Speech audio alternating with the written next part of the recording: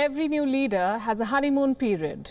When the media is still cheering their win, when allies are still in high spirits and opponents are still wallowing in defeat. Ask any leader, they'll say it's the best time to govern. Joe Biden's honeymoon period was not bad. It lasted a good 40 days. But the US president has met with his first failure. One of his cabinet picks has been rejected, Neera Tanden.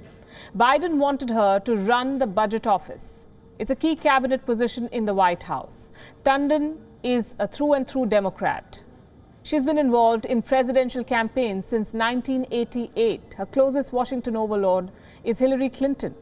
Ideologically, she's more of a centrist.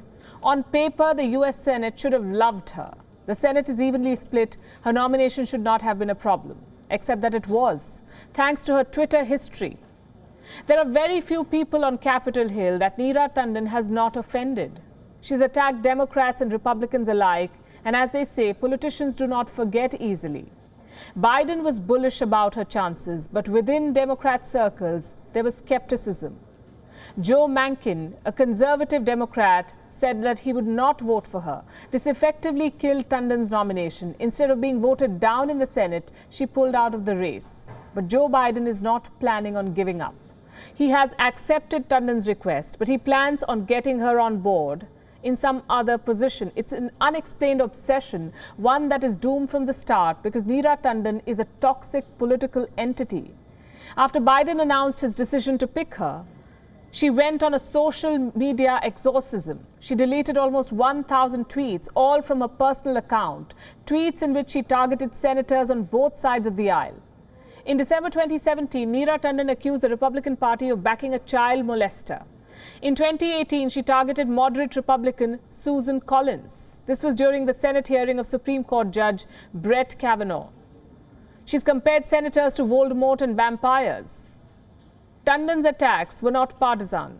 Conservative, Republican, progressive, Democrat, it really doesn't matter. But on more than one occasion, she crossed the line of decency. She used words unbecoming of a cabinet aspirant. With enough enemies on both sides, her nomination was a non-starter. Everyone thought so, everyone except Joe Biden. Well, he's promising to transcend political lines, and he keeps talking about being an American president and not a Democratic one. And if that's the idea, Neera Tanden was the wrong pick. This loss is going to be hard to take.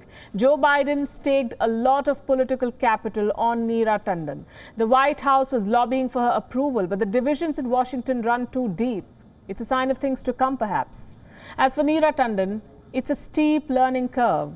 Social media is a wilderness, a no-holds-barred domain where attacking and trolling are the norms. On Twitter, everyone is a critic, but remember that criticism is permanent. You can delete your tweets, but after 1 million people have seen it, does it really make a difference?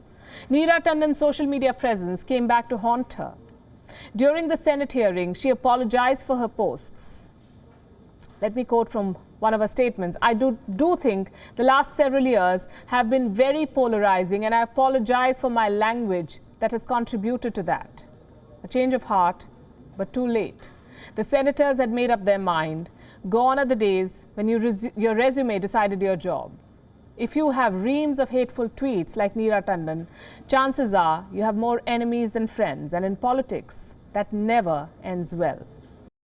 WION is now available in your country. Download the app now and get all the news on the move.